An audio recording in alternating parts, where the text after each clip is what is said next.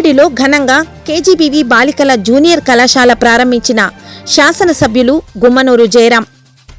పామిడి పట్టణంలో నూతన కేజీబీవీ బాలికల జూనియర్ కళాశాలను మంగళవారం అట్టహాసంగా ప్రారంభించారు గుంతకల్లు నియోజకవర్గ శాసనసభ్యులు గుమ్మనూరు జయరాం. ఈ సందర్భంగా ఈ కార్యక్రమానికి ముఖ్య అతిథులుగా శాసనసభ్యులు గుమ్మనూరు జయరాం, ఆయన తనయుడు యువనేత పామిడి గుత్తి టీడీపీ ఇన్ఛార్జ్ గుమ్మనూరు ఈశ్వర్ హాజరయ్యారు. అనంతరం ఎమ్మెల్యేకు మరియు గుమ్మనూరు ఈశ్వర్కు స్థానిక కూటమి నాయకులు మరియు కార్యకర్తలు, అలాగే కేజీబీవీ విద్యార్థినులు పుష్పగుచ్చం అందజేసి ఘనంగా స్వాగతం పలికారు. ఈ నేపథ్యంలో రిబ్బన్ కట్ చేసి నూతన బాలికల కళాశాలను ఎమ్మెల్యే గుమ్మనూరు జయరాం మరియు గుమ్మనూరు ఈశ్వర్ ప్రారంభించారు. పూజా కార్యక్రమాలు నిర్వహించి పాఠశాలను ప్రారంభించారు. అనంతరం ఎమ్మెల్యే గుమ్మనూరు జయరాం సభను ఉద్దేశించి మాట్లాడుతూ, విద్యార్థుల భవిష్యత్తును మార్చడానికి కూటమి ప్రభుత్వం ఎంతో కృషి చేస్తోందని, ముఖ్యమంత్రి వర్యులు నారా చంద్రబాబు నాయుడు, విద్యాశాఖ మంత్రివర్యులు నారా లోకేష్ విద్యా వ్యవస్థలో ఎన్నో మార్పులు తీసుకొని వచ్చి విద్యార్థుల బంగారు భవిష్యత్తుకు బాటలు వేస్తున్నారని తెలియజేశారు. అలాగే పాఠశాలలో సన్నబియ్యంతో రుచికరమైన భోజనం, వారానికి సరిపడా మెను, నాణ్యమైన పౌష్టికాహారం అందించడం జరుగుతోందని తెలియజేశారు.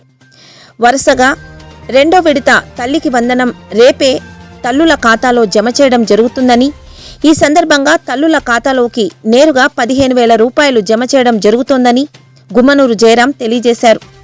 ఏది ఏమైనా విద్యార్థులు సక్రమంగా చదివి తల్లిదండ్రులకు, ఉపాధ్యాయులకు మంచి పేరు తీసుకురావాలని, చదువే వారికి నిజమైన ఆస్తి అని ఈ సందర్భంగా గుమ్మనూరు జయరాం తెలియజేశారు. ఈ కార్యక్రమంలో మండల విద్యాధికారులు, పాఠశాల యాజమాన్యం, కూటమి నాయకులు, కార్యకర్తలు పెద్ద ఎత్తున పాల్గొని కార్యక్రమాన్ని విజయవంతం చేశారు. అందరికీ నమస్కారం.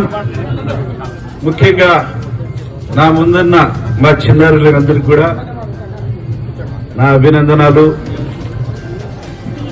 అదేవిధంగా కుటుంబ ప్రభుత్వం ఉన్నటువంటి తెలుగుదేశం కుటుంబం సభ్యులకు, అన్న తమ్ముళ్ళ అందరికీ కూడా నా హృదయపూర్వక ధన్యవాదాలు. ఈరోజు చాలా సంతోషంగా ఉంది. ఒక సంవత్సరం క్రితం భూమి పూజ చేయడం, ఒక సంవత్సరం ముందునే ఇది ప్రారంభించడం అంటే అది చాలా అదృష్టంగా భావిస్తున్నాం. ఈ స్పీడు మన ముఖ్యమంత్రి పెద్ద అయిన నారా చంద్రబాబు నాయుడు గారి ఆశీర్వాదం, విద్యకి ప్రాధాన్యత ఇచ్చి విద్య బాగుంటేనే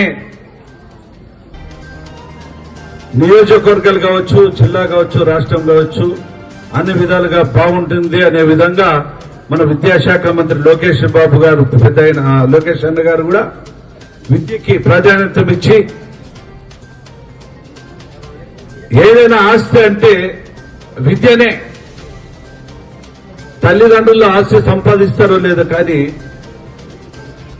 విద్య నేర్చుకుంటే ఆస్తి సంపాదించన్న విధంగా ఈరోజు మన ప్రభుత్వం, మన ముఖ్యమంత్రి వర్యులు విద్యాశాఖ మంత్రి గారు విద్యకి ప్రాధాన్యం ఇచ్చి మంచి నాణ్యమైన విద్య చదివిస్తేనే పిల్లలు బాగుంటుందని ఒక మంచి ఉద్దేశంతో ఆంధ్ర రాష్ట్రం ముందుకు తీసుకుపోతున్నారనేది ఇదొక నిదర్శనం అని చెప్పచ్చు.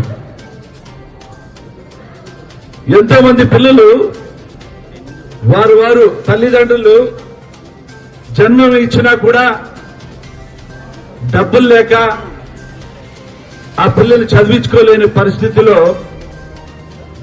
మన ప్రభుత్వం, మన ముఖ్యమంత్రి వర్యులు అదేవిధంగా మీకు చెప్పిన విధంగా పిల్లలు బాగుంటేనే నేటి బాలలే రేపటి పౌరులు అన్న విధంగా ఇది మంచి ఉద్దేశంతో ఈ హాస్టల్లో పిల్లలకి నాణ్యమైన చదువుతో పాటు నాణ్యమైన ఆహారము, అన్ని విధాలుగా వాళ్ళ సౌకర్యం కల్పిస్తూ ఏర్పాటు చేయడం ఇది చాలా అద్భుతమైన చెప్పచ్చు. పిల్లల్ని చదివించుకునేదానికి ఒక అంగన్వాడీ కేంద్రం మొదలుకొని డిగ్రీ కంప్లీట్ అయ్యేంత వరకు కూడా చదువులకి నేముంటాము మీరు చదువులు నేర్పించుకోండి అని మన ముఖ్యమంత్రి నారా చంద్రబాబు నాయుడు పెద్ద ఆయన ఆశీర్వదించి అంగన్వాడీలో కూడా మంచి మంచి పిల్లవాళ్ళకి ఒక చైతన్యం తీసుకొచ్చి అంగన్వాడీలోనే ఇంగ్లీష్ మాట్లాడే విధంగా ఈరోజు టీచింగ్ ఉంది.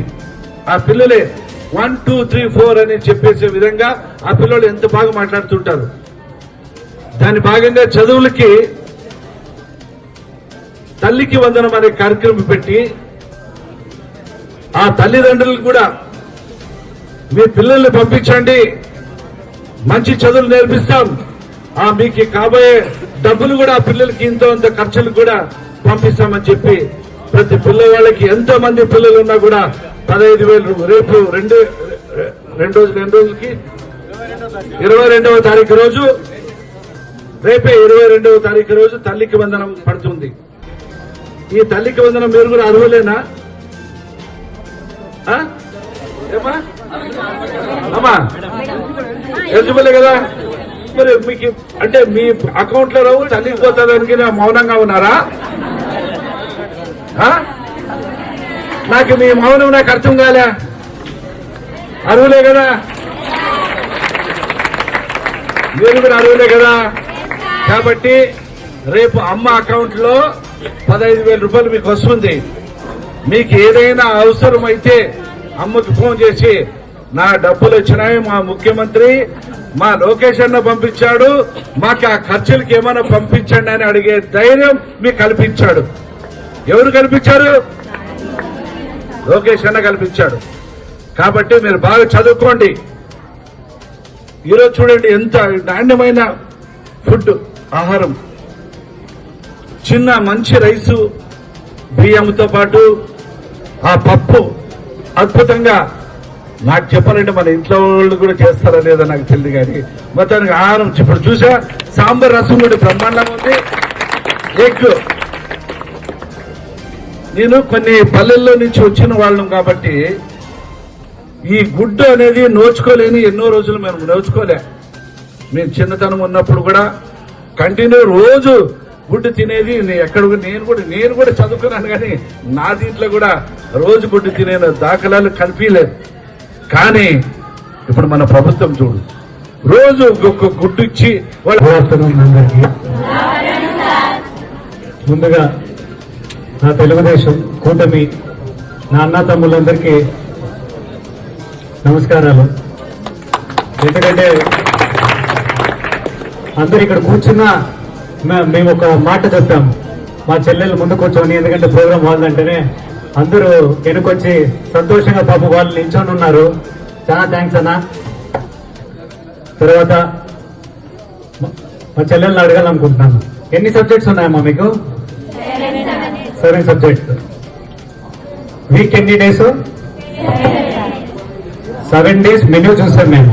నేను నాన్నగారు లోపలికి వెళ్ళినప్పుడు మెన్యూ ఏమేమి ఉందని ప్రతిరోజు ఒక్కొక్క మెన్యూ ఉంది. ఫుడ్ బాగుందా? ఫుడ్ 7 సబ్జెక్ట్స్ కూడా బాగున్నాయి కదా? ఆ రిజల్ట్స్ కూడా మనకి ఇచ్చిండే ఫుడ్ ఎలా ఉందో రేపు మీ రిజల్ట్స్ అంత టాప్ లో ఉండాలని కోరుకుంటున్నాను. ఎందుకంటే స్కూల్ బిల్డింగ్ బాగుంది, స్కూల్ టీచర్స్ బాగా చెప్తున్నారు, గవర్నమెంట్ నుంచి ప్రతి ఒక్కటి మనకి అనుకూలంగా ఉన్నాయి, ప్రతి ఒక్కటి మీ వరకు వస్తున్నాయి. మీ నుంచి ఒకటి ఎక్స్పెక్ట్ చేసేది, ఇంట్లో పేరెంట్స్ అయినా టీచర్స్ అయినా మంచి రిజల్ట్స్ మంచి మార్క్స్ రావాలని. కాబట్టి ఎలాగైతే ప్రతి ఒక్కరు మీకోసం కష్టపడుతున్నారో, మీరు మీ ఫ్యూచర్ కోసం మీరు కష్టపడి ఒక పామిడి మండలం అయితే గుంటికల్ కాన్స్టిట్యున్సీ నుంచి మీరు ఒక మంచి ర్యాంక్ తెచ్చి గుంటికల్ కాన్స్టిట్యున్సీకి మంచి పేరు తేవాలని కోరుకుంటూ సెలవు తీసుకుంటున్నాను.